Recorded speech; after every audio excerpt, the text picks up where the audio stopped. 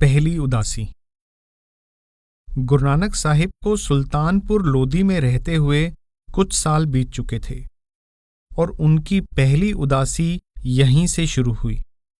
गुरु साहिब का पक्का और वफादार साथी मर्दाना रागी इस उदासी में आपके साथ था। यहां दिए गए ऐतिहासिक क्रम को देखते हुए यह संभव प्रतीत नहीं होता कि पहली उदासी सन 1500 ईस्वी के बाद शुरू हुई थी। संभावना तो यही है कि यह उदासी 1500 ईस्वी से कुछ साल पहले ही शुरू हुई। पुरातन जन्म साखी के अनुसार यह उदासी 12 साल तक चली, जिसके बाद गुरु साहिब तलवंडी लौट आए। भाई गुरुदास इस उदासी का सजीव वर्णन करते हैं कि इस उदासी के समय गुरु साहिब अनेक तीर्थों पर गए, विशेष रूप से पर्व और त्योहारों के दिनों में। गुरु साहिब ने देखा कि लोग अपने अपने धर्मों के अनुसार परंपरागत ढंग से कई रस्म और कर्मकांड कर रहे थे, परंतु उनमें सच्चे प्रेम और सच्ची श्रद्धा का अभाव था। इन भारी क्रियाओं से उन्हें कोई लाभ नहीं हो सकता था। इन लोगों के भाग्य में परमात्मा का सच्चा प्रेम नहीं लिखा था और वे वेदों और स्मृतियों के पाठ में मग्न रहते थे। भाई गुरदास बताते हैं कि इस यात्रा में गुरु साहिब की अनेक तपस्वियों, योगियों, सिद्धों, नाथों, गुरुओं, शिष्यों आदि से मुलाकात हुई। गुरु साहिब ने यह भी देखा कि लोगों के समूह देवी देवताओं और अन्य अनेक प्रकार के छोटे बड़े इष्टों की पूजा में लगे हुए हैं। धर्मस्थान और तीर्थों की लंबी यात्रा के दौरान गुरु साहिब सच्चे प्रभु भक्त की तलाश करते रहे, परंतु उनको कोई ऐसा सच्चा भक्त ना मिला। हिंदू बहुत मिले, मुसलमान बहुत मिले और उनके गुरु, पीर, पंडित, काजी भी बहुत मिले, परंतु गुरु साहिब ने देखा कि अंधे अंधों के नेता बनकर उनको कुएं में धकेल रहे हैं। सुल्तानपुर से गुरु नानक और मर्दाना पश्चिम की ओर गए।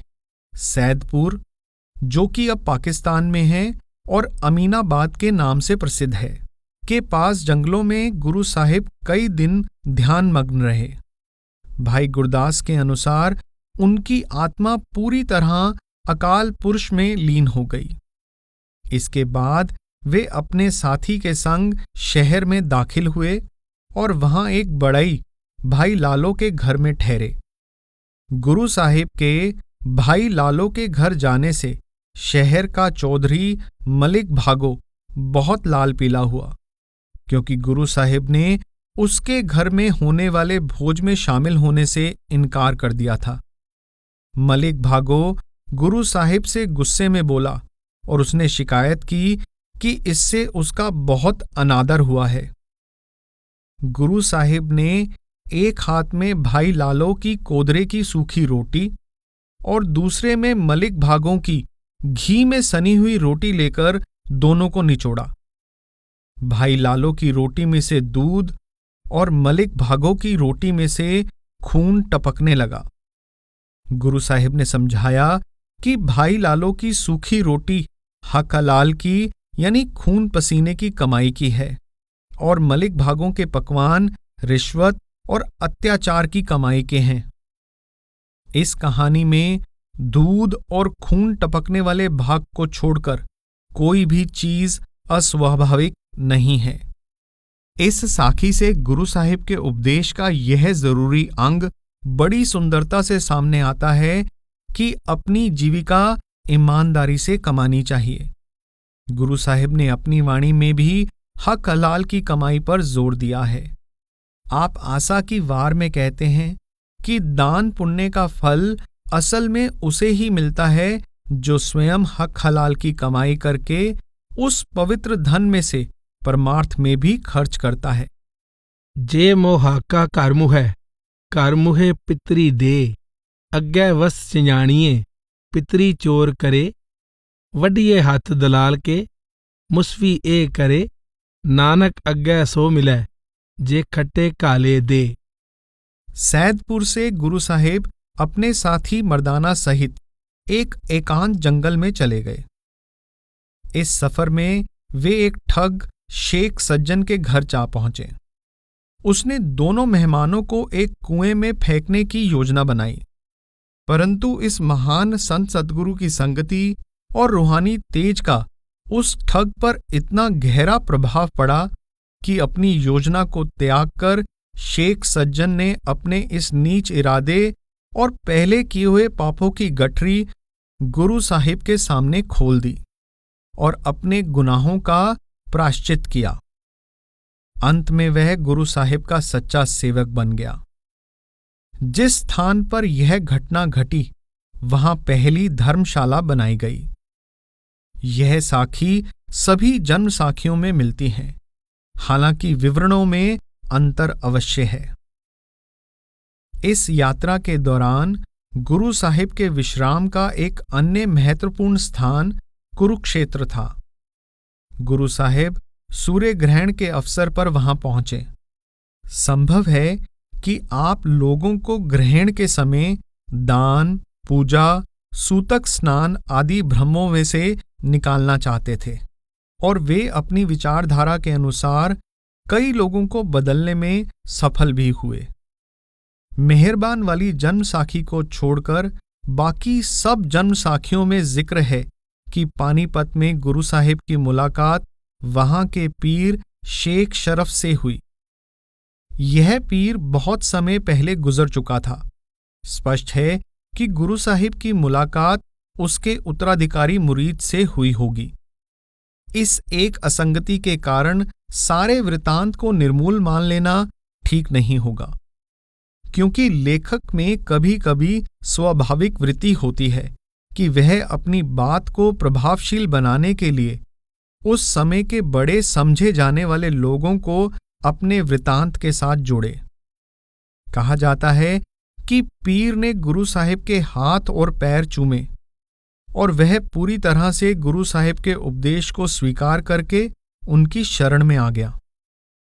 गुरु साहिब का अगला पड़ाव दिल्ली था, जहां वे ना तो ज्यादा समय ठहरे और ना ही वहां कोई विशेष घटना घटी। दिल्ली से आप हरिद्वार गए। वहां गुरु साहिब ने देखा कि अनेक यात्री पूर्व की ओर मुंह करके अपने पूर्वजों के लिए सूर्य को पानी दे रहे थे। यह देखकर गुरु साहिब ने पश्चिम की ओर पानी देना शुरू कर दिया। जब लोगों ने पूछा कि पूर्व के बजाय पश्चिम की ओर पानी क्यों दे रहे हो, तो गुरु साहिब ने जवाब दिया कि लाहौर के निकट मेरे खेत हैं, मैं उनको पानी दे रहा हूं।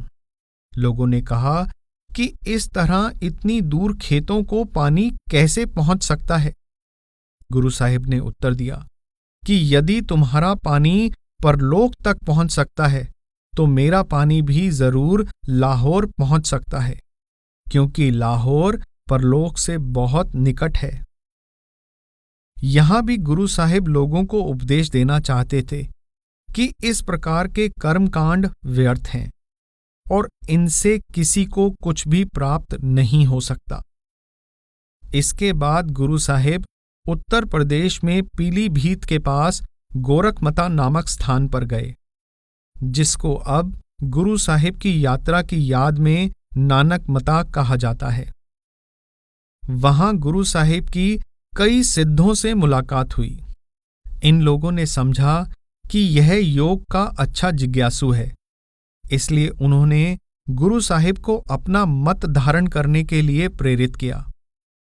कहा जाता है कि गुरु साहिब ने इस समय सूही राग के आगे आने वाले शब्द का उच्चारण किया और योगियों को समझाया कि सच्चे योग का रहस्य बाहरमुखी क्रियाओं में नहीं, बल्कि संसार के प्रलोभनों के बीच रहते हुए उनसे अलिप्त रहने में है। आपने समझाया कि सच्चा योग ना गुदड़ी, डंडे, भस्म, मुद्राएं धारण करने, सिर मुंडाने में है और ना ही सिंगी बजाने या शमशानों में चालीसे करने या ध्यान लगाने में है। स्थान स्थान पर घूमने और अनेक तीर्थों में स्नान से भी योग की प्राप्ति नहीं होती। सच्चा योग बातों से नहीं मिलता। यह एक कठिन आंतरिक अभ्यास है जिसमें अनेकता और द्वैत को त्याग कर पूर्ण एकता में स्थित होना पड़ता है। इस सच्चे योग की प्राप्ति सद्गुरु की बताई रीति के अनुसार जीते जी मरने की युक्ति सीखने से होती है। चंचल और अस्थिर मन को एकाग्र करके अंदर शब्द की ध्वनि के साथ जोड़ने पर ही सहज व सच्चे योग की प्राप्ति होती है। शब्द की वह अद्भुत निर्मल ध्वनि किसी बाहरी यंत्र से नहीं बजती। सहज अवस्था में वह सूक्ष्म सिंगी आठों पहर हर एक के अंदर बज रही है। उस ध्वनि में लीन होने से जीव को अंदर ही सच का बोध प्राप्त हो जाता है और उसे संसार या माया यानी अंजन में रहते हुए इससे निर्लिप्त यानी निरंजन रहने की युक्ति प्राप्त हो जाती है। आत्मा का इस प्रकार परमात्मा में समा जाना और संसार से निर्लेप हो जाना ही सच्चा योग है। जोग न खिंथा जोग न डंडै, जोग न पसम चढ़ाइए, जोग न मुंदी मूंड मुड़ाइए, जोग न सिंगी वाइये, अंजन माहे निरंजन रहिए, जोग जुगत इव पाइये, गल्ली जोग न होई। एक दृष्ट कर समसर जाणै, जोगी कहिए सोई, जोग न बाहर मड़ी मसाणी, जोग न ताड़ी लाइये, जोग न देश दिसंतर भविये, जोग न तीरथ नाइये, अंजन माहे निरंजन रहिए, जोग जुगत इव पाइये। सतगुर भेटै ता सहसा टूटै, तावत वर्ज रहाइये, निज्जर चरै सहज धुन लागै, घर ही परचा पाइये, अंजन माहे निरंजन रहिए, जोग जुगत इव पाइये। नानक जीवत्यां मर रहिए, ऐसा जोग कमाइये, वाजे बाजों सिंगी वाजै, तो निर्भव पद पाइये, अंजन माहे निरंजन रहिए, जोग जुगत तो पाइये। यह उपदेश सुनकर सिद्धों ने आदरपूर्वक गुरु साहिब के आगे सिर झुका दिया। आपके उपदेश ने इस क्षेत्र के अनेक लोगों को वहमों और भ्रमों से मुक्त किया। गोरखमता से गुरु साहिब प्रयाग गए, जो गंगा और यमुना के संगम पर बसा हुआ हिंदुओं का प्रसिद्ध तीर्थ है। कुंभ के समय बड़ी संख्या में यात्री और श्रद्धालु नदी के पवित्र जल में स्नान कर रहे थे।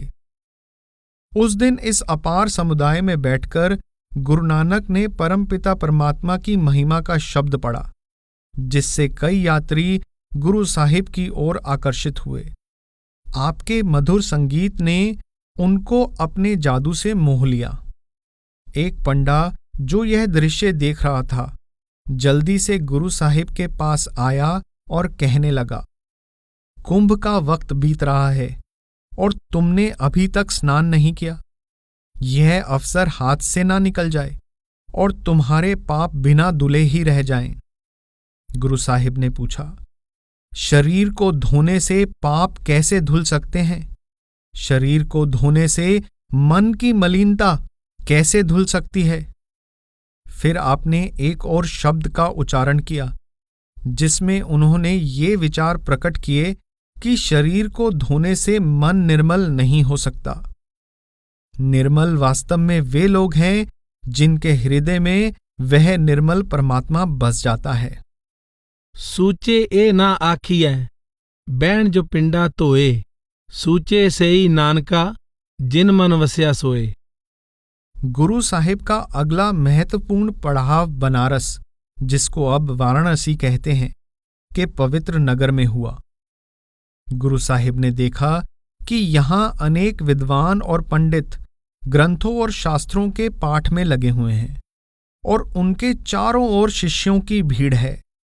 मूर्ति पूजा करने वाले वैष्णव और कई प्रकार के हठ योग में लगे हुए कई नंगे साधु भी गुरु साहिब ने देखे। कई लोग शमशानों में आसन लगाए भी नजर आए।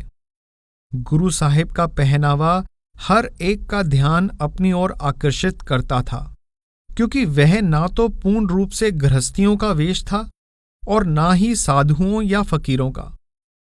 उस समय का एक विद्वान पंडित, जिसका नाम चतुरदास था, गुरु साहिब के पास आकर पूछने लगा, हे भद्र पुरुष, तू किस धर्म को मानता है? ना तेरे गले में तुलसी की माला है, ना तेरे पास पूजा के लिए सालिग्राम है, ना तेरे हाथ में माला है, ना तेरे माथे पर तिलक है।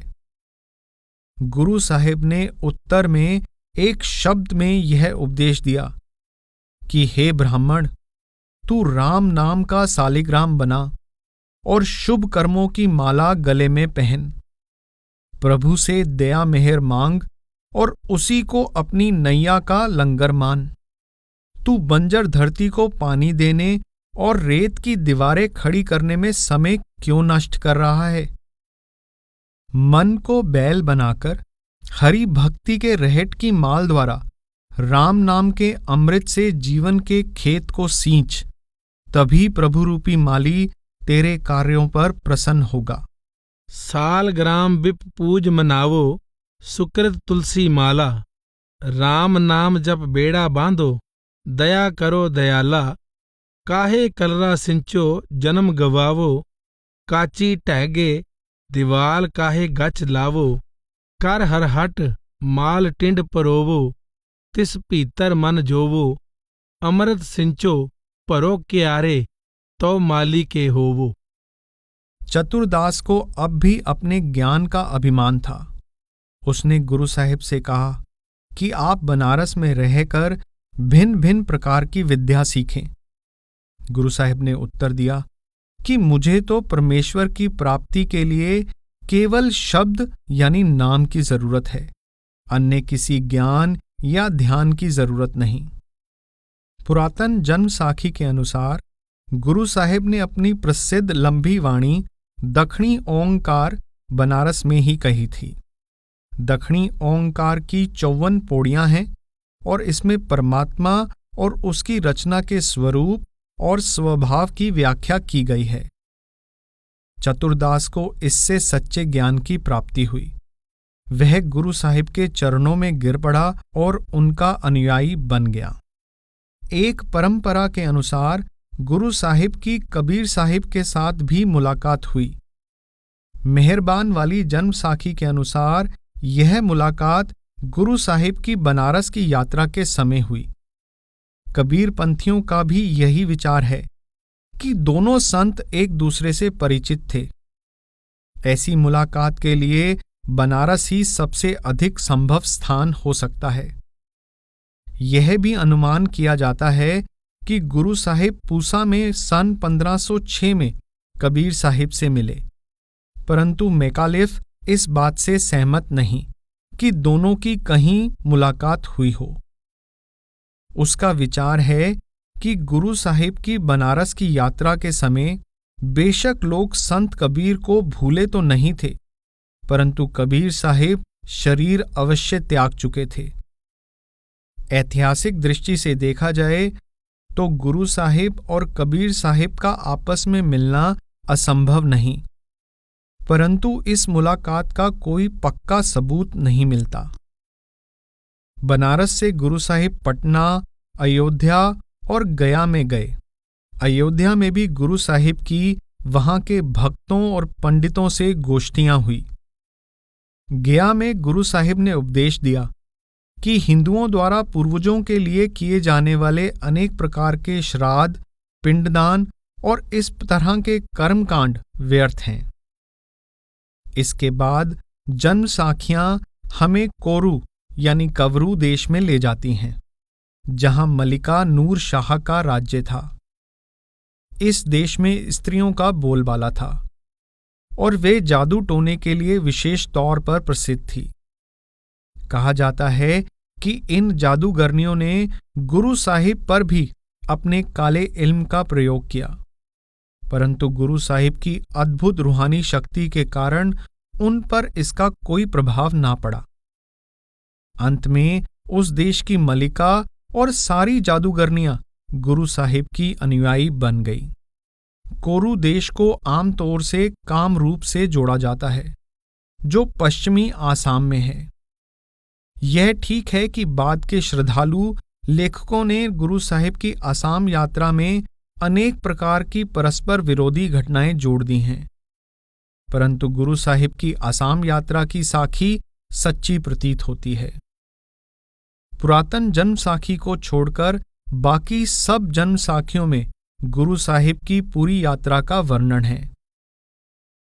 चैतन्य भागवत के अनुसार यहां गुरु साहिब प्रसिद्ध वैष्णव संत चैतन्य महाप्रभु से मिले और दोनों ने मिलकर कीर्तन किया। चैतन्य भागवत के अनुसार गुरु साहिब का शिष्य सारंग भी उनके साथ था। संभव है कि उसके बंगाली लेखक को मर्दाने के नाम का पता ना हो और उसने सारंगी बजाने वाले मर्दाने को ही सारंग कह दिया हो। लेखक के अनुसार दो भाई रूप और सनातन तथा जगाई और मधाई भी कीर्तन और दिव्य नृत्य में शामिल हुए। चैतन्य भागवत में सकीर्तन में भाग लेने वाले जिन व्यक्तियों के नाम लिखे हुए हैं उनमें नागर पुरुषोत्तम, जांगली, नंदनी और गोपाल गुरु भी हैं। कहा जाता है कि गोपाल गुरु से गुरु साहिब का गहरा प्रेम था। उनमें नित्यानंद प्रभु भी था, जिसको भगवान कृष्ण के भाई बलराम का अवतार माना जाता था। ऐसा प्रतीत होता है कि गुरु नानक और चैतन्य महाप्रभु में हुई मुलाकात का वैष्णव मत के विद्वानों पर गहरा प्रभाव पड़ा।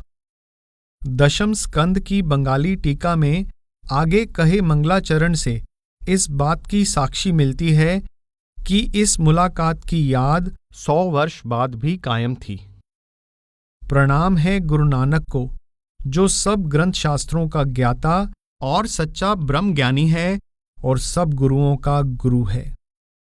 ऐसा माना जाता है कि गुरु साहिब पुरी जाते हुए या पुरी से पंजाब लौटते हुए एक वृतांत के अनुसार आप इस जिले में भद्रक कस्बे के समीप संगत नामक गांव में गए। गांव के नाम से ही इस बात का संकेत मिलता है कि आप यहां आए होंगे। ऐसा लगता है कि पुरी से प्रस्थान करने के बाद सन 1510 ईस्वी के आसपास गुरु साहिब वापस तलवंडी आ गए। यह बात ऐतिहासिक दृष्टि से सही लगती है। पुरातन जन्म साखी में पहली उदासी को 12 साल लंबी माना गया है और यह इस अवधि से भी मेल खाती है। परंतु वापस आकर गुरु साहिब ना अपने पिता के घर गए और ना ही अपनी पत्नी से मिलने गए। वे मर्दाना को साथ लेकर दोबारा अपनी यात्रा पर निकल पड़े। इस बार उन्होंने देश के दूरस्थ क्षेत्रों का दौरा करने से पहले पंजाब के कुछ भागों में घूमने का फैसला किया। रावी और चिनाब नदियों को पार करके गुरु साहिब पाकपट्टन पहुंचे। कहा जाता है कि यहां आप शेख इब्राहिम से मिले और अपना सच का उपदेश दिया। शेख इब्राहिम शेख फरीद शकरगंज की गद्दी का 12वां पीर था। उसके उपरांत गुरु साहिब दयालपुर, कंगनपुर, कसूर, पट्टी, गोविंदबाल, सुल्तानपुर, वैरोवाल, जलालाबाद और कड़ी पठान की भी गए। कड़ी पठान की में कई पठान आपके शिष्य बन गए। इसके बाद गुरु साहिब बटाला गए और वहां कुछ समय रुककर पसरूर, सियालकोट और मिठनकोट गए और अंत में लाहौर जा पहुंचे। लाहौर गुरु साहिब की पहली उदासी का अंतिम पड़ाव था। पुरातन जन्मसाखी यानी हाफिजाबाद वाली के अनुसार गुरु साहिब कुछ समय के लिए रावी नदी के दाएं किनारे पर आबाद करतारपुर नामक गांव में ठहरे। यह गांव एक लखपति अहलकार ने बसाया था। कहा जाता है कि पंजाब से बाहर दूसरी लंबी उदासी पर जाने से पूर्व गुरु साहिब अपने परिवार के निवास का पूरा प्रबंध कर देना चाहते थे। अभी तक उनका परिवार पाखोखे गांव में उनकी ससुराल में ही रह रहा था। यहीं पर एक बालक गुरु साहिब की संगति में आया, जो बाद में बाबा बुड्ढा के नाम से प्रसिद्ध हुआ। संभव है कि गुरु साहिब ने अपनी तुखारी राग के प्रसिद्ध 12 माह का सृजन यहीं किया हो। दूसरी उदासी। पुरातन जन्म साखी के अनुसार गुरु नानक साहिब की दूसरी उदासी दक्षिण की ओर थी। कहा जाता है कि सैदो और घेहो नामक 2 जाट भी आपके साथ थे।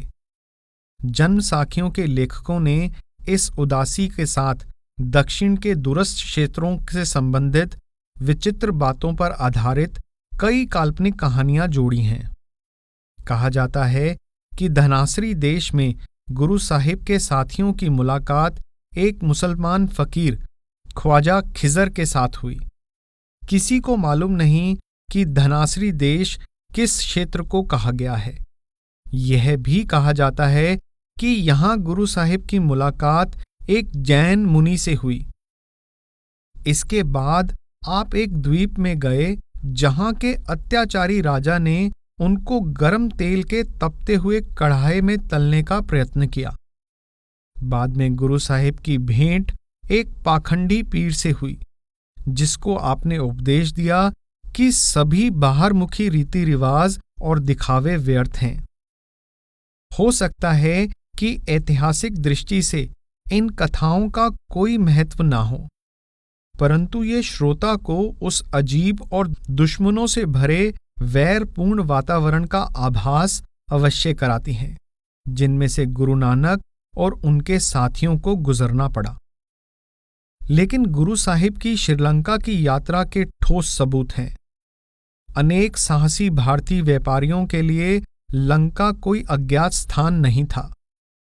गुरु साहिब के वहां पहुंचने से पहले एक भारतीय व्यापारी उस देश में अपना घर बना चुका था। उसने गुरु साहिब के एक शब्द का श्रीलंका के राजा के लिए वहां की भाषा में अनुवाद भी किया था।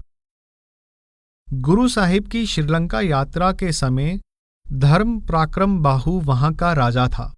शिलालेखों से इस बात का प्रमाण मिलता है कि जिनाचार्य नामक धर्म प्रचारक राजा से मिला और उसने राजा को अपने मत में लाने का प्रयत्न किया।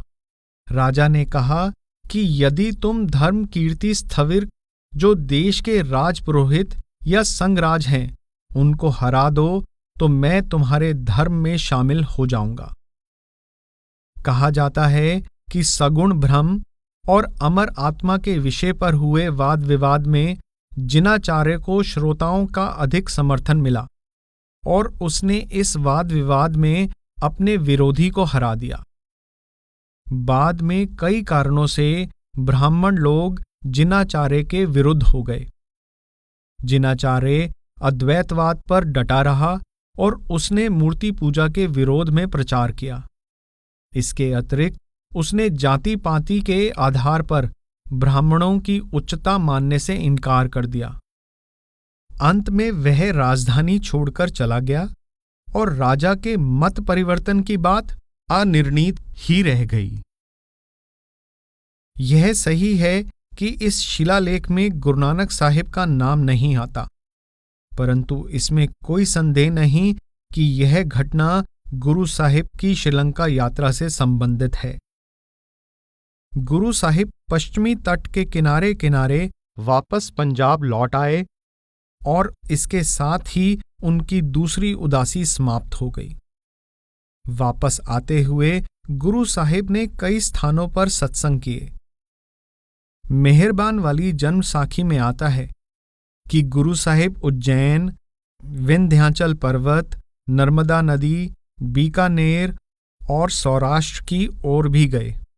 दूसरी जन्म साखियों में बीकानेर को छोड़कर इन स्थानों का वर्णन नहीं मिलता। तीसरी उदासी। गुरु साहिब की तीसरी उदासी उत्तर की ओर थी। इस उदासी के समय हस्सू लोहार और सिंहा छिपा गुरुजी के साथ थे। मेकालिफ के अनुसार गुरु साहिब की इस उदासी का पहला पड़ाव अचल बटाला था। अचल बटाला जिला गुरदासपुर में आजकल के बटाला से 4 मील की दूरी पर था। यहां आपकी योगियों के साथ लंबी गोष्ठी हुई और आपने यहीं पर सिद्ध गोष्ठ नामक रचना की। भाई गुरदास जी की वारों से इस बात की साक्षी नहीं मिलती, क्योंकि उनके अनुसार यह घटना बहुत देर बाद गुरु साहिब की पश्चिम की यात्रा के बाद घटी। पुरातन जन्म साखी के अनुसार गुरु नानक साहिब अचल बटाला से कश्मीर के शहर श्रीनगर गए। वहां आप कुछ दिन रुके और बहुत से लोग आपका सत्संग सुनकर और आपकी संगति में आकर आपके अनुयायी बन गए। श्रीनगर से गुरु साहिब हिमालय पर्वत में दूर तक चले गए और वहां की कई ऊंची चोटियों पर चढ़े। लोक कथा के अनुसार प्रसिद्ध है कि आप लद्दाख और तिब्बत तक पहुंचे, परंतु अभी तक इस बात के सबूत में कोई शिलालेख नहीं मिला है। पुरातन जन्म साखी में जिक्र है कि गुरु साहिब सुमेरु पर्वत पर गए और वहां सिद्धों के साथ गोष्ठी की। भाई गुरदास ने भी इस गोष्ठी का विस्तार पूर्वक वर्णन किया है। सभी महत्वपूर्ण जन्म साखियों में गुरु साहिब के सिद्धों के साथ इस मुकाबले का वर्णन है, चाहे विवरण में विविधता दिखाई देती है। इनके बावजूद मैक्लॉड ने इसको पूरी तरह अस्वीकार किया है। वह इस बात पर जोर देता है कि सुमेरु पर्वत जैसा कोई भौगोलिक स्थान नहीं है और यह केवल कल्पित कथाओं का ही अंग है। वह सुमेरु पर्वत को कैलाश पर्वत या किसी दूसरी पहाड़ी के साथ मिलाने को तैयार नहीं है, परंतु उसने इस बात पर विचार करने का प्रयत्न नहीं किया कि भाई गुरदास या जन्म साखियों के लेखकों से हिमालय पर्वत संबंधी वास्तविक भौगोलिक ज्ञान की आशा नहीं की जा सकती। चौथी उदासी। गुरु साहिब की चौथी उदासी हसन अब्दाल यानी अटक जिले का एक गांव जो अब पाकिस्तान में है से शुरू हुई, जहां से गुरु साहिब पश्चिम की ओर गए। कहा जाता है कि हसन अब्दाल में गुरु साहिब ने पर्वत पर से लुढ़कती चली आ रही एक भारी चट्टान को हाथ देकर रोका। यह चट्टान एक मुसलमान फकीर ने गुस्से में आकर नीचे की ओर धकेल दी थी। मान्यता है कि इस चट्टान पर गुरु साहिब के पंजे का निशान बन गया और यह स्थान पंजा साहिब के नाम से प्रसिद्ध हुआ। मैक्लॉड ने इस घटना को यह कहकर एकदम अस्वीकार कर दिया है कि इसमें कोई ऐसी बात नहीं जिसके आधार पर इसे सच माना जा सके। लगभग 100 साल तक गुरु साहिब की अरब देशों की यात्रा के वृतांतों को शक की नजर से देखा जाता रहा है, परंतु हाल में ही ऐसे प्रमाण मिले हैं जिनसे पता लगता है कि गुरु साहिब सचमुच ही पृथ्वी के इस भाग की यात्रा पर गए थे। भाई गुरदास ने गुरु साहिब के बगदाद, मक्का और मदीना जाने का भी संकेत दिया है। पुरातन जन्म साखी और मेहरबान वाली जन्म साखी में मदीना और बगदाद का वर्णन नहीं है, परंतु मक्का की यात्रा का विवरण जरूर मिलता है, जबकि ज्ञान रत्नावली और भाई बाले वाली जन्म साखी दोनों में बगदाद का वर्णन आता है। मैकॉलिफ ने गुरु साहिब के मक्का, मदीना और बगदाद तीनों स्थानों पर जाने की परंपरागत साखी को सही माना है। अपनी पहली वार में भाई गुरदास जी द्वारा दिया गया गुरु साहिब की मक्का यात्रा का वर्णन जितना सजीव है उतना ही विश्वसनीय भी। उनके अनुसार एक मुसलमान फकीर के पहनावे में गुरु साहिब मक्का गए। उन्होंने नीले वस्त्र पहने हुए थे, एक हाथ में डंडा था, बगल में पुस्तक थी, दूसरे हाथ में लोटा था और कंधे पर था मुसल्ला। मक्का में आप एक मस्जिद में ठहरे। रात को सोते समय उन्होंने अपने पैर मेहराब की तरफ कर लिए। एक भाई जिसका नाम जीवन था, भाई बारे वाली जन्म साखी के अनुसार रुकनदीन, इनको रुकनुद्दीन भी कहा जाता है, गुरु साहिब से कहने लगा कि मेहराब की तरफ पैर करके सोना कुफ्र है, क्योंकि इस ओर काबा अर्थात परमात्मा का घर है। गुरु साहिब ने कहा, भाई जिस ओर रब नहीं रहता मेरी टांगें उस ओर कर दो। सब लोग गुरु साहिब के इन ज्ञान से भरपूर शब्दों पर हैरान हुए और सबने उनका आदर किया। मुसलमान दरवेशों ने आपसे कई पारमार्थिक समस्याओं पर प्रश्न पूछने शुरू कर दिए। गुरु साहिब से एक प्रश्न यह पूछा गया, हिंदू बड़ा है कि मुसलमान? उन्होंने उत्तर दिया, नेक अमलों के बिना हिंदू सच्चा हिंदू नहीं और मुसलमान सच्चा मुसलमान नहीं है। बिना नेक कर्मों के दोनों में से किसी को भी रब की दरगाह में जगह नहीं मिल सकती। मुसलमान और हिंदू नादानी की वजह से एक दूसरे से नफरत करते हैं, पर यह नहीं जानते कि राम और रहीम एक ही रब के दो नाम हैं। भाई गुरदास के अनुसार गुरु नानक साहिब मक्का से बगदाद गए। आपके द्वारा बगदाद में किए गए कार्यों का कोई विश्वासपूर्ण वर्णन नहीं मिलता, परंतु इससे उनकी बगदाद की यात्रा के बारे में शंका नहीं की जा सकती। इस संबंध में कुछ समय पूर्व 2 शिलालेख मिले हैं और दोनों से ही इस बारे में काफी विश्वसनीय गवाही मिलती है। एक चबूतरे के पीछे खड़ी दीवार पर खुदे एक लेख का अनुवाद इस प्रकार किया गया है, गुरु अर्थात संत सद्गुरु बाबा नानक फकीर औलिया की याद में यह भवन 7 दरवेशों की मदद से दोबारा बनाया गया है। तारीख का वर्णन, बख्शे हुए मुरीद ने रहमत का चश्मा बहा दिया है। वर्ष 927 हिजरी यानी सन 1520-21। दूसरा शिलालेख स्वामी आनंद आचार्य को बगदाद से बाहर एक मकबरे पर मिला। उन्होंने अपनी एक कविता में इस लेख का अनुवाद इस प्रकार किया है, यहां हिंदू गुरु नानक ने फकीर बहलोल को अपने वचन सुनाए और इन 60 सख्त सर्दियों में जब से गुरु ईरान से गया, बहलोल की आत्मा ने गुरु के शब्द पर इस तरह विश्राम किया है जिस तरह शहद की मक्खी पूषा की लाली से प्रकाशित शहद से भरे गुलाब पर बैठती है। मक्का जाने का भाव अमली तौर पर मदीना जाना भी है। कोई कारण नहीं कि एक पवित्र शहर की यात्रा के बाद गुरु साहिब ने दूसरे शहर की यात्रा ना की हो। भाई गुरुदास ने इस ओर केवल इतना ही संकेत किया है, गढ़ बगदाद निवाय कै मक्का मदीना सबे निवाया। अब गुरु साहिब अपनी उदासी के अंतिम पड़ाव पर पहुंच चुके थे। वे करतारपुर वापस आ गए और उदासी यानी यात्री का वेश उतार दिया। कई लोगों का विश्वास है कि जब बाबर ने 1520 ईस्वी में सैदपुर यानी एमनाबाद को लूटा, उस समय गुरु नानक उस शहर में मौजूद थे। यह विचार अधिकतर गुरु साहिब के आदि ग्रंथ में शामिल बाबर वाणी नाम से पुकारे जाने वाले शब्दों पर आधारित है।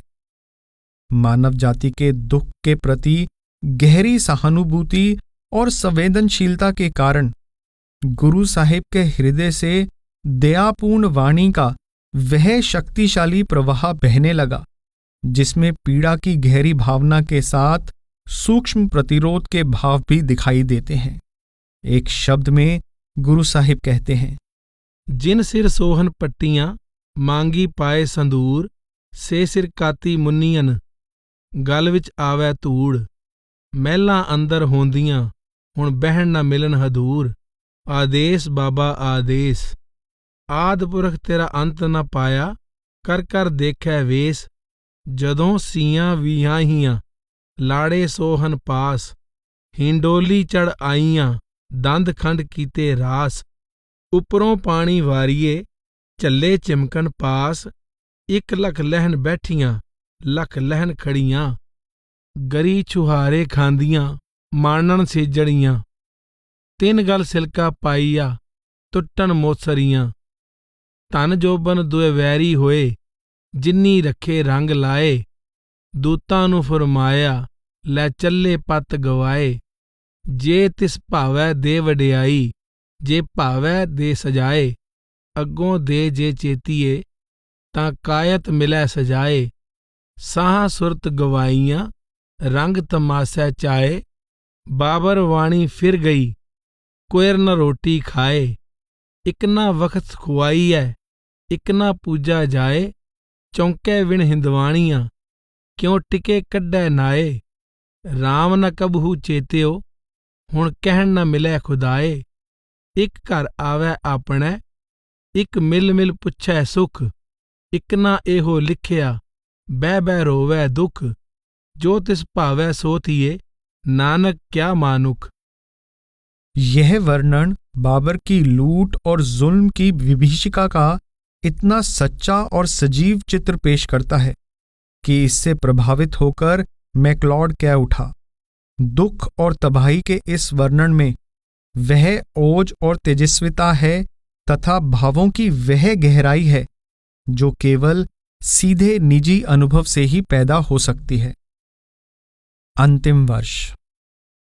गुरु साहिब के जीवन का अंतिम काल 1520 से 1539 तक का है। यह सैदपुर की तबाही और लूटमार से लेकर उनके ज्योति ज्योत समाने तक का समय है। उन्होंने यह सारा समय रावी नदी के किनारे करतारपुर गांव में गुजारा। भाई गुरदास के अनुसार उन्होंने यहां एक गृहस्थ के वेश में सत्य के सच्चे मार्गदर्शक का जीवन व्यतीत किया। फिर बाबा आया करतारपुर, पेख उदासी सगल उतारा, पहर संसारी कपड़े, मंजी बैठ किया अवतारा।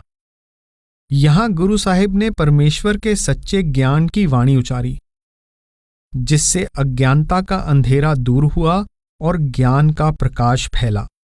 उन्होंने सच्चे ज्ञान के सत्संग और सच के विचार का प्रवाह चलाया और अपनी संगति में आने वालों को अनहद शब्द की अखंड ध्वनि से जोड़ा। बाणी मुखों उचारिए, होए रुसनाई मिटै अंधियारा, ज्ञान गोष्ठ चर्चा सदा, अनहद शब्द उठे तुनकारा। भाई गुरदास जी कहते हैं कि इस सच्चे गुरमुख के बताए हुए मार्ग पर चलने वाले लोग अथर्ववेद का भार उतारने में सफल हो गए। भाव यह है कि उनको अंदर सच्चा ज्ञान प्राप्त हो गया, इसलिए उन्हें किसी भारी ज्ञान की आवश्यकता ना रही। इस प्रकार गुरु साहिब खुद सहज अवस्था का अनुपम जीवन व्यतीत कर रहे थे और उनकी संगति में आने वाले जीव भी इससे अद्भुत लाभ प्राप्त कर रहे थे। जीवन के इस दौर में गुरु साहिब द्वारा शुरू की गई दो महत्वपूर्ण प्रथाओं का वर्णन करना जरूरी है। ये हैं लंगर और सेवा की प्रथाएं। गुरु का लंगर समानता, नम्रता और भ्रातृभाव का सूचक था, क्योंकि लंगर में संगत की सेवा में जुटे सभी लोग समान उद्देश्य के साथ जाति पांति तथा अमीरी गरीबी के भेदभाव भुलाकर एक ही पंक्ति में बैठकर भोजन करते हैं। गुरु साहिब से मिलने आने वाले बाहर के लोग भी उसी पंक्ति में बैठकर भोजन करते थे, जिससे पारमार्थिक विचारों वाले सभी लोग एक समान भाईचारे का अंग बन जाते थे। संगत के लिए कुएं से पानी खींचना, ढोना, ईंधन लाना, आटा पीसना, भोजन पकाना और संगत में बरताना, बर्तन साफ करना, झाड़ू देना आदि कार्य सेवा में शामिल थे। किसी काम को सांसारिक दृष्टि से जितना घटिया या नीचा गिना जाता, पारमार्थिक दृष्टि से उतना ही उसको अधिक फलदायक माना जाता था। गुरु नानक साहिब के इस व्यस्त जीवन में कोई असाधारण घटनाएं नहीं घटी जो जन्म साखियों के लेखकों के लिए कहानी की सामग्री बन सकती। जन्म साखियों के लेखकों ने इस समय की केवल दो घटनाएं ही वर्णन योग्य समझी हैं। एक, गुरु साहिब के सच्चे और वफादार साथी भाई मर्दाना का परलोक सिधारना, और दूसरा, खडूर के भाई लहना का गुरु साहिब का प्रेमी शिष्य बनना और अंत में गुरु साहिब का उनको ही गुरु गद्दी सौंपना। मर्दाना की आयु 76 वर्ष की हो चुकी थी। वह बीमार हो गया और इतना कमजोर हो गया कि उसके बचने की कोई आशा ना रही। वह जन्म से मुसलमान था। गुरु साहिब ने उससे पूछा कि तुम्हारे मृतक शरीर का अंतिम संस्कार कैसे किया जाए। उसने उत्तर दिया कि जैसे भी आप ठीक समझो। फिर आपने पूछा, तू कहे तो तेरा मकबरा बनवा दें ताकि सारे संसार में तेरा नाम हो। मर्दाना ने कहा, जब सद्गुरु मेरी रूह को शरीर की कब्र में से आजाद कर रहे हैं तो मेरे शरीर को पत्थर के मकबरे में क्यों कैद करना चाहते हैं। अगले दिन सुबह मर्दाना परलोक सिधार गया और उसके शरीर को रावी नदी में प्रवाहित कर दिया गया। इस प्रकार उस रबाबी के शानदार जीवन का अंत हुआ, जिसने अपनी जिंदगी के 47 वर्षों का लंबा समय अपने सद्गुरु की संगति में बिताया और उनकी परछाई की तरह संसार के चारों कोनों में उनके साथ रहा। मर्दाना के प्रति गुरु साहिब का इतना स्नेह था कि तलवंडी में आप बहुत निकट के संबंधियों या पड़ोसियों के साथ भी इतने प्रसन्न नहीं होते थे जितने कि मर्दाना के साथ। 5वीं पातशाही गुरु अर्जन साहिब ने मर्दाना का इतना अधिक सम्मान किया कि उसके 3 शब्द आदि ग्रंथ में शामिल किए। इनमें से एक शब्द इस प्रकार है, कल कल वाली काम मद मनुआ पीवन हार, क्रोध कटोरी मोह परी, पी लावा अहंकार, मजलस कूड़े लब की, पी पी होए खुआर, करनी लाहण सत गुड़, सच सरा कर सार, गुण मंडे कर सील क्यो, सरम मास आहार, गुरमुख पाइये नानका, खादा जाहे विकार। यानी कलयुग की कढ़ाई में काम की शराब निकाली जा रही है और मन शराबी है। क्रोध का प्याला मोह से भरा हुआ है और हौमें पिला रही है। झूठ की सभा में बैठकर यह नशा पीने वाला तबाह हो रहा है। इसके विपरीत यदि कोई सद्गुरु की संगति में जाकर शुभ कर्मों की कढ़ाई में निर्मलता का गुड़ डालकर नाम की शराब निकालकर पिए और इसके साथ नेकी की रोटियां, संयम का घी और करनी का मांस खाए तो उसके सभी विकार दूर हो जाएं। भाई लहना का करतारपुर में बड़ी शुभ घड़ी में आगमन हुआ। उनका जन्म मुक्तसर के निकट सराय नागा नामक गांव में हुआ था, परंतु वह छोटी आयु में ही अपने परिवार के साथ खडूर में आ बसे। खडूर साहिब करतारपुर से 60 मील की दूरी पर है। यहां गुरु नानक साहिब का जोधा नामक एक भक्त रहता था, जिसके होठों से सदा गुरु गुरु की ध्वनि सुनाई देती थी। गांव के लोग दुर्गा के पुजारी थे और उसकी गुरु भक्ति का मजाक उड़ाया करते थे। भाई लैना अपने साथियों के साथ हर साल हिमालय की ढलानों में स्थित ज्वालामुखी की यात्रा के लिए जाया करते थे। एक दिन भाई जोधा गुरु साहिब की वाणी के कुछ शब्द गा रहा था। भाई लहना पर इन शब्दों का इतना गहरा प्रभाव पड़ा कि अपने साथियों के साथ ज्वालामुखी की यात्रा के लिए जाते हुए उन्होंने अपने मन में करतारपुर में गुरु साहिब के दर्शन करने का निश्चय किया। गुरु नानक साहिब के साथ पहली मुलाकात में ही भाई लहना के सभी सवाल और संशय दूर हो गए। उन्हें गुरु साहिब की संगति में अद्भुत अकथनीय शांति और आनंद प्राप्त हुआ, जो पहले कहीं और नहीं मिला था। उनकी खोज खत्म हुई, उनका सफर समाप्त हो गया। उन्होंने घंटियों को दूर फेंक दिया जिनको बजाते हुए वे देवी के सामने नाचा करते थे। गुरु साहिब ने पूछा, भाई तेरा नाम क्या है? जवाब मिला, जी मेरा नाम लहना है। गुरु साहिब बोले, हाँ भाई, तुझे हमसे कुछ लेना है, इसीलिए अकाल पुरुष ने तुझे हमारे पास भेजा है। लहना का अर्थ लेना है। भाई लहना ने गुरु साहिब से वह दात ली जो केवल उनके लिए ही रखी गई थी और समय पाकर वह आपके उत्तराधिकारी बने। जो गुरु नानक थे वही लहना बन गए। जैसा गुरु था वैसा ही शिष्य बन गया। थाप्या लहना जीवन दे, गुरियाई सिर छतर फिराया, ज्योति जोत मिलाए कै, सतगुर नानक रूप बटाया।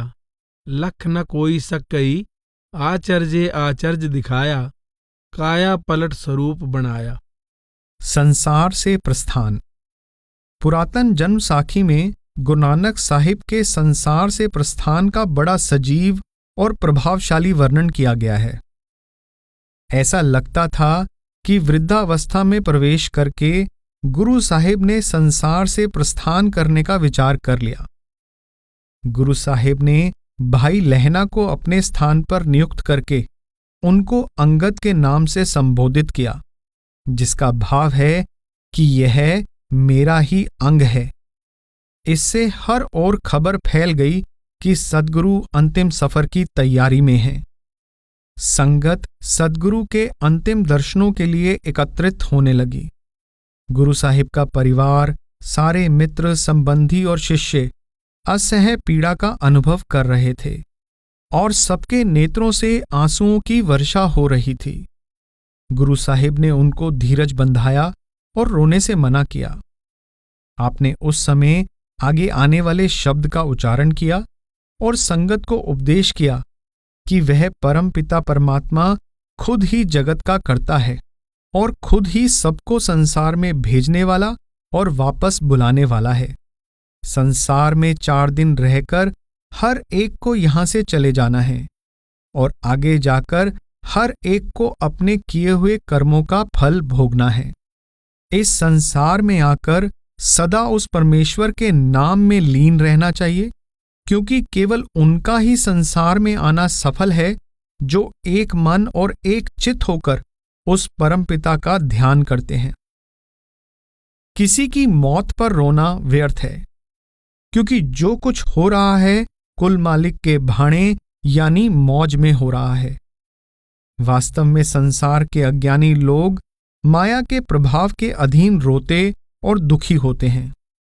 सच्चा रोना वह है जो उस परमात्मा के प्रेम का सूचक हो, नहीं तो बाकी किसी तरह के रोने का कोई लाभ नहीं। यहां किसी भी चीज का मान करना व्यर्थ है, क्योंकि जो कोई संसार में आया है उसे यहां से अवश्य चले जाना है। इसलिए मन में परमात्मा की सच्ची प्रीति और सच्चा विरह होना चाहिए। धन सिरंदा सच्चा पातशाह, जिन जग धंधा लाया, मोहलत पुनी पाई भरी, जानी अड़ा कत चलाया, जानी कत चलाया, लिखिया आया, रुन्ने वीर सबाए, काया हंस थिया वे छोड़ा, जां दिन पुन्ने मेरी माए, जेहा लिखिया तेहा पाया, जेहा पुरब कमाया। धन सिरंदा सच्चा पातशाह, जिन जग धंधा लाया। साहिब सिमरो मेरे भाईओ, सबना ए पायाणा, इत्थै धंधा कूड़ा 4 दिहा, आगै सर पर जाना, आगै सर पर जाना, ज्यों मेहमाना, काहे गारब कीजै, जित सेवियै दरगह सुख पाइये, नाम तिसै का लीजै, आगै हुक्म न चलै मूले, सिर सिर क्या विहाना। साहिब सिमरियो मेरे भाईओ, सबना ए पयाणा, जो तिस भावै समर्थ सो थिए, हीलड़ा ए संसारो, जल थल महियल रव रहया, साचड़ा सिरजन हारो, साचा सिरजन हारो, अलख अपारो, ताका अंत न पाया, आया तिनका सफल भया है, इक मन जिनी ते आया, ढाए ढा उसारे आपे, हुक्म सवारण हारो, जो तिस भावै समरथ सो थिए, हीलड़ा ए संसारो। नानक रुन्ना बाबा जानिए, जे रोवै लाए प्यारो, वालेवे कारण बाबा रोइए, रोवण सगल बिकारो, रोवण सगल बिकारो, गाफल संसारो, माया कारण रोवै, चंगा मंदा किछ सूझै नाही, ए तन एवं खोवै, इत्थै आया सब को जासी, कूड़ करो अहंकारो, नानक रुन्ना बाबा जानिए, जे रोवै लाए प्यारो। यह शब्द सुनकर सभी संगत और उनके संबंधी वाणी के शब्द गाने लगे। सारा वातावरण पवित्र गीतों की दिव्य ध्वनि से गूंज उठा। पुरातन जन्म साखी में वर्णन है कि इस पर गुरु साहिब समाधि में अंतर्ध्यान हो गए और 12 माह का उच्चारण किया, जिसमें आत्मा की परमात्मा के साथ गहरी तड़प और वेदना को गीतबद्ध किया गया है। सारे 12 माह में स्त्री और पुरुष के रूपक द्वारा जीवात्मा रूपी विरहणी का परमात्मा रूपी पति से मिलाप की तड़प का भाव में वर्णन किया गया है। शब्दों के गायन का यह क्रम समाप्त होने पर गुरु साहिब ने अपनी वाणी की पोथी भी गुरु अंगद साहिब को सौंप दी। इस समय रात का अंतिम पहर समाप्त हो गया था और प्रभात हो चुका था। जन्म साखी में गुरु साहिब के अंतिम क्षणों का वर्णन इस प्रकार किया गया है। तब गुरु साहिब से नाम धारण करने वाले मुसलमानों ने कहा कि हम मृतक शरीर को दफनाएंगे। नाम धारण करने वाले हिंदुओं ने कहा कि हम इसे जलाएंगे। गुरु साहिब ने कहा कि तुम अपने अपने फूल रख दो। यदि कल को हिंदुओं के फूल हरे रहेंगे तो शरीर को जला देना, और यदि मुसलमानों के हरे रहे तो इसे दफना देना। तब गुरु साहिब ने संगत को वाणी का पाठ कीर्तन करने का हुक्म दिया। हुक्म के अनुसार संगत पाठ पढ़ने और कीर्तन करने लगी। जय कर कीरत आखिए करते का होए विचारो, तित कर गावो सोएला सिवरे सिरजन हारो। तुम गावो मेरे निर्भव का सोएला, हों वारी जित सोएलै सदा सुख होए। नित नित जियड़े संभालियन देखेगा देवन हार। तेरे दाने कीमत ना पवै तिस दाते कवन सुमार।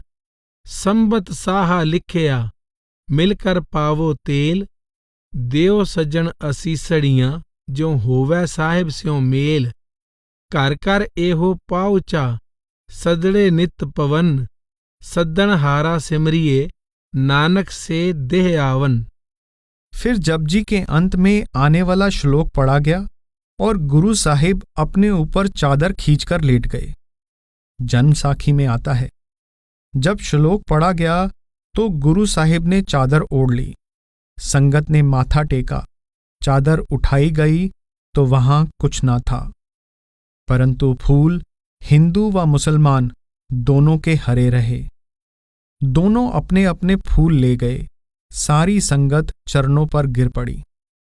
गुरु नानक साहिब ने 7 सितंबर 1539 के दिन अपना पंच भौतिक शरीर त्याग दिया। ध्यान दें, यह तारीख आदि ग्रंथ की करतारपुरी बीड़ में दर्ज तारीख से मेल खाती है, जो गुरु अर्जन साहिब द्वारा लिखवाई गई मूल बीड़ है। डेरा बाबा नानक में इसी दिन गुरु साहिब के ज्योति जोत समाने का पर्व मनाने का रिवाज चला आ रहा है। अलग अलग जन्म साखियों में गुरु साहिब के प्रभु में समा जाने की अलग अलग तारीखें दी गई हैं, परंतु बाले की जन्म साखी में दी गई तारीख 7 सितंबर 1539 है। मैक्लॉड ने भी अपनी पुस्तक Guru Nanak and the Sikh religion में यही तारीख मानी है। गुरु साहिब खुद नाशवान संसार से चले गए, परंतु आप आने वाली पीढ़ियों के लाभ के लिए एक अथाह रूहानी विरासत छोड़ गए। गुरु साहिब की इच्छा के विरुद्ध उनके अनुयायियों ने उनकी याद में कई भवन बनवाए, परंतु इन सब को रावी नदी अपने साथ बहाकर ले गई। यह देखकर उनके अनुयायियों और परिवार के सदस्यों ने रावी के दूसरे किनारे पर डेरा बाबा नानक नामक कस्बा बसाया। यहाँ रहने वाले निवासी अपने पूर्वजों को ही इस कस्बे को बसाने का श्रेय देते हैं।